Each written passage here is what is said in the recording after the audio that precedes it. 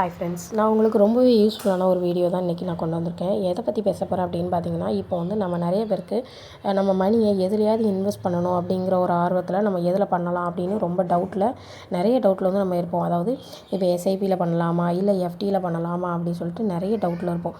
So இந்த வீடியோவில் நான் என்ன சொல்ல வரேன் அப்படின்னா, எஃப்டிக்குள்ளே ஏதோ எஸ்ஐபிக்குள்ளே டிஃப்ரென்ஸ் என்ன அப்படிங்கிறத தான் உங்களுக்காக நான் எடுத்துகிட்டு வந்திருக்கேன்.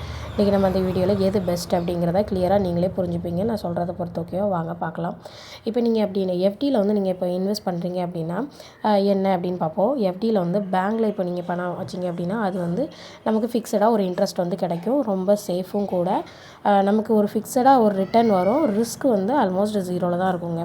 இதே நீங்கள் எஸ்ஐபி வந்து பார்த்துக்கிட்டிங்க அப்படின்னா அது வந்து சிஸ்டமேட்டிக் இன்வெஸ்ட்மெண்ட் பிளானுங்க. அதாவது என்னென்னா மந்த்லி நம்ம ஸ்மால் அமௌண்ட் வந்து இன்வெஸ்ட் பண்ணுறது. அதில் வந்து என்ன அப்படின்னா மியூச்சுவல் ஃபண்டில் இன்வெஸ்ட் பண்ணுற மாதிரி தாங்க. ஸோ நெக்ஸ்ட் வந்து எஃப்டியில் இப்போ என்ன பண்ணலான்னு பார்க்கலாம். எஃப்டி வந்து கம்பேரிஷன் பண்ணும்போது எஃப்டி ரொம்ப சேஃபு, பேங்க் கேரண்டியும் கூட. எஸ்ஐபியை பொறுத்த வரைக்கும் மார்க்கெட் பேஸ்டை வச்சு தான் உங்களுக்கு வந்து சேஃபாக ரிஸ்க்கான்னு சொல்லி இருக்கும். ஓகேவா? இப்போ அதுக்கடுத்து எஃப்டியில் வந்து ரிட்டர்ன் வந்து உங்களுக்கு எப்படி இருக்கும் அப்படின்னா 5% to 7% வரைக்கும் இருக்குங்க. அதே இது எஸ்ஐபியில் பார்த்தீங்க அப்படின்னா 10% to 15% இருக்கும். லாங் டேர்முக்கு வந்து ஆவரேஜ் தாங்க. எக்ஸாம்பிளுக்கு இப்போ பார்த்தீங்க அப்படின்னா இப்போ ஒரு எஃப்டியில் வந்து ஒரு 5,000 மந்த்லி நீங்கள் போடுறீங்க அப்படின்னா 10 வருஷம் கழித்து அப்ராக்சிமேட்டாக ஒரு 8 to 9 லட்சம் வரைக்கும் நமக்கு வருங்க.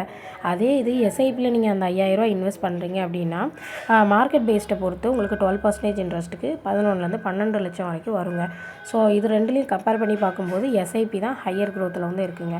இப்போ ரிஸ்க்குன்னு எடுத்துக்கிட்டிங்க அப்படின்னா எஃப்டியை பொறுத்த வரைக்கும் ரிஸ்க்கு இல்லாத மாதிரி தான் இருக்கும். எஸ்ஐபியை பொறுத்த வரைக்கும் ஷார்ட் டேர்மில் லாஸ் கூட வருங்க. ஓகேவா? அதனால் இதில் என்ன இருக்குது அப்படின்னா எஃப்டி தான் பெஸ்ட்டாக இருக்கும் உங்களுக்கு. இப்போ எஃப்டியில் வந்து பிரேக் பண்ணினீங்க, இப்போ பாதியிலே பணத்தை நம்ம வந்து எடுத்துருவோம் அப்படின்னு பார்த்தீங்கன்னா உங்களுக்கு பெனால்ட்டி கட்ட வேண்டியது இருக்கும். ஸோ அதில் நீங்கள் வந்து லாஸில் தான் இருப்பீங்க. இப்போது எஸ்ஐபியை பொறுத்த வரைக்கும் எப்போ நமக்கு தேவைப்படுதோ அப்போ நீங்கள் வந்து வித்ட்ரா பண்ணிக்கலாம். இப்போ வந்து இன்ட்ரெஸ்ட் அப்படின்னு பார்த்தீங்க எஃப்டியில் அப்படின்னா ஃபுல்லாகவே டேக்ஸபிளாக தான் இருக்கும்.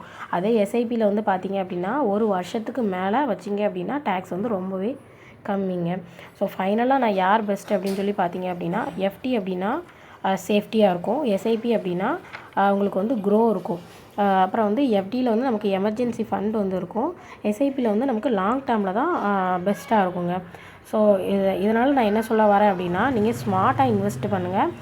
யூஸ் பண்ணுற ஸ்ட்ராட்டஜியை பொறுத்து தான் இருக்குது. ஃபைனலாக நான் என்ன சொல்ல வரேன் அப்படின்னா எஃப்டி வந்து உங்களுக்கு வந்து ரொம்ப சேஃப்ங்க.